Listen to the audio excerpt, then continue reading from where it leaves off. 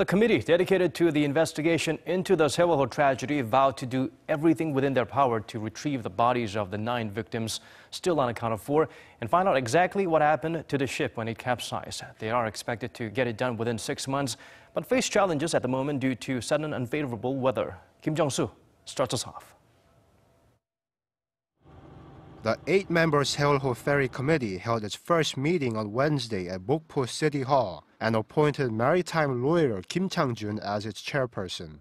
At a short press conference afterward, Kim acknowledged the mounting expectations on the group, which had been inaugurated just the day before.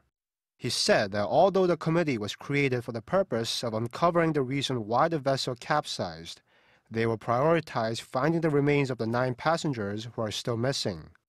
Starting this week, the committee has an initial 6 months to investigate the ferry sinking and go through all available evidence. They also have the option of a 4-month extension.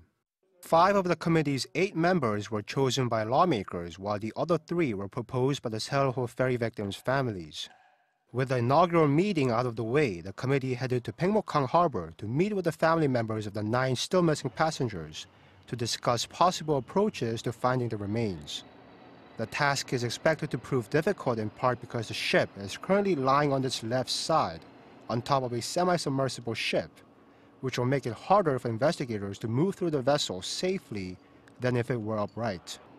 Korea's Oceans and Fisheries Ministry is thinking of separating the top 3 decks from the rest of the ship, so it can set that portion of the ship upright. But the families of the missing reportedly object to that method, fearing that it would jeopardize investigative attempts to determine what caused the ferry to capsize. In the meantime, however, the operation to transport the ferry to Mokpo Newport may have hit a snag.